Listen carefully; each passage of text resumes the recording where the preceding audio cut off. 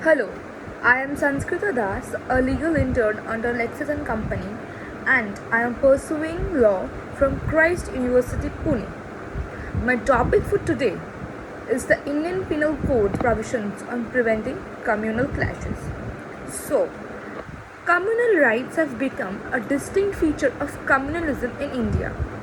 Whenever conflicting groups from two different religions, which are self conscious communities, clash, it results in a communal right. So, the IPC sections are Section 295, which states injuring or defiling place of worship with intent to insult the religion of any class. In this, whoever destroys, damages, or defiles any place of worship or any object held sacred by any class of person with the intention of thereby insulting the religion of any class of persons or with the knowledge that any class of person is likely to consider such destruction, damage, or defilement as an insult to the religion shall be punished.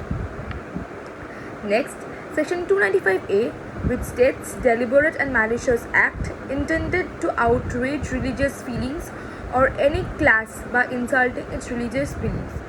Any person with deliberate and malicious intentions of outraging the religious feelings of any class of citizens or India by words either spoken or written will be punished with imprisonment of either subscription for a term which may extend to 3 years or with fine or with both.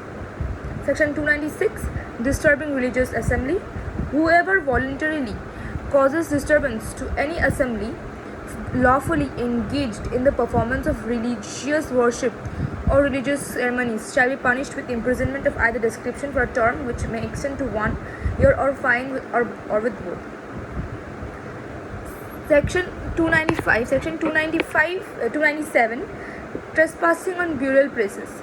Whoever, with the intention of wounding the feelings of any person or of insulting the irreligious or any person or with knowledge that the feelings of the persons are likely to be bounded, or that the religion or any other person is likely to be insulted, commits any trespass in any place of worship or on any place of sculpture or any place set apart from the performance of funeral rites shall be punished. Section 298, uttering words, etc., with deliberate intent to wound the religious feelings of any person. Any person with the deliberate intention of wounding the religious feelings of any person utters any word or makes any sound, then he or she shall be punished with imprisonment of either description for a term which may extend to 1 year or with fine or with both. Section 153A, promoting enmity between different groups on grounds of religious, race, place of birth, residence, language, etc., and doing acts prejudicial to maintenance of harmony.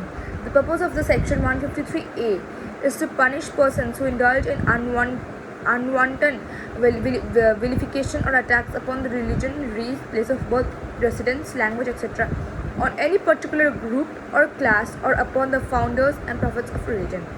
Thank you.